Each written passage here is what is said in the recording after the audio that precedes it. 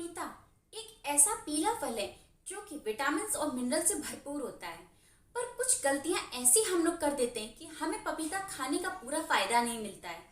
फायदा तो छोड़िए, उल्टा हमें उसका नुकसान भुगतना पड़ता है। इस वीडियो में मैं आप लोगों को बताऊंगी कि पपीता खाने के बाद हमें ऐसी कौन सी चीजें हैं जो कि बिल्कुल नहीं खानी चाहिए, क्योंकि अगर आप वो चीजें खाएंगे तो इससे आप अपने स्टमक रिलेटेड प्रॉब्लम से सफर कर सकते हैं। मीन्स एसिडिटी, गैस, ब्लोटिंग, ऐसी प्रॉब्लम से आपको जूझना पड़ सकता है। इस वीडियो में मैं आप लोग को आपकी ऐसी छोटी छोटी मगर मोटी सी ऐसी गलतियां बताने वाली हूँ जिससे की वजह से आपको पपीता खाने के बाद भी उसके फायदे नहीं मिलते। पपीता खाने से पेट साफ होता है, ये अक्सर आपने सुना है, पर आप कहते हैं कि पपीता खाने के बाद हमारा तो कभी पेट ही नहीं साफ होता, क्योंकि आज छोटी छोटी गलतियां हैं जो कि आपको बहुत बड़ी भारी पड़ सकती हैं। तो इस वीडियो को एंड तक जरूर देखिएगा, क्योंकि आपकी ऐसी छोटी छोटी गलतियां जो कि आप अनजाने में कर देते हैं वो इस वीडियो में आपको पता चलेंगी, ताकि आप लोग भी अपने स्टमक को हेल्दी रख सके। चलिए जानते हैं आज अपनी इस वीडियो में कि आखिर वो कौन सी चीजें हैं जो नहीं खानी चाहिए। हेलो फ्रेंड्स, मैं हूं डाइटिशियन सुधा मौर्य और आप सभी लोग देख रहे हैं अपना चैनल सुधा डाइट क्लिनिक। तो जैसा कि मैंने आप लोगों को बताया, पपीता एक ऐसा फल है जो कि हमें बहुत फायदा करता है। हमारी आंखों की रोशनी से लेकर के हमारे वजन को कम करने तक बेहद फायदेमंद है। इवन वेट लॉस के लिए मैं अपने बहुत सारे क्लाइंट्स को ये रेफर करती हूँ कि आप लोग पपीते को खाइए, क्योंकि ये फाइबर में हाई होता है और आपकी आंखों की रोशनी के लिए अच्छा है। और अगर इस पे आप नींबू निचोड़ कर खाते हैं तो ये काफी ज्यादा आपके लिए फायदेमंद हो जाता है आपके वेट को लूज करने के लिए।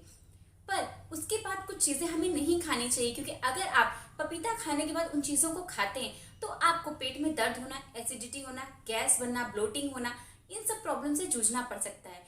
फिर आप कहेंगे कि आपको पपीता सूट नहीं करता है। पर ऐसा कोई भी फल नहीं है जो किसी को सूट ना करे, पर कुछ गलतियां होती हैं उन फल को खाने के बाद में जिसकी वजह से वो आपके लिए नुकसानदायक हो जाता है। तो इस वीडियो में हम लोग यही जानेंगे कि वो पपीता खाने के बाद में हमें किन चीजों को नहीं खाना चाहिए, ताकि हम लोग पपीते के भरपूर फायदे को उठा सकें।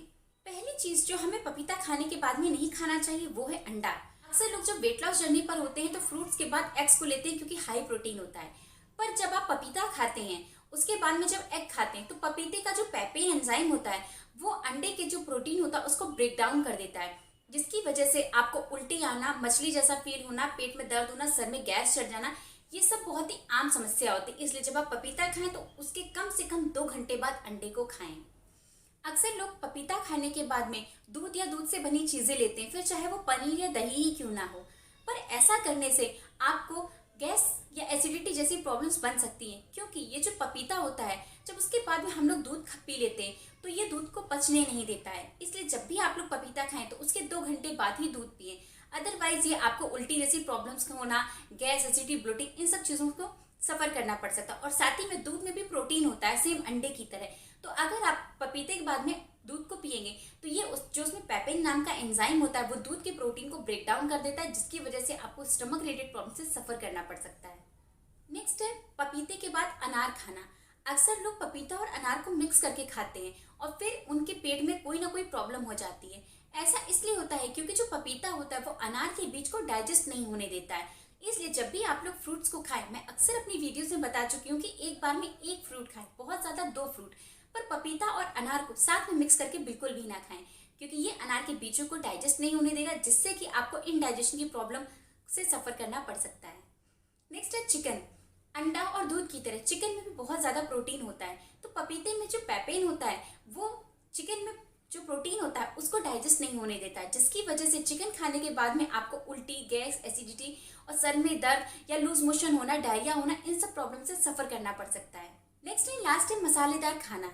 जब भी आप लोग खाना खाएं तो पहली बात तो उससे आधे घंटे पहले या आधे घंटे बाद तक फ्रूट बिल्कुल भी ना खाएं।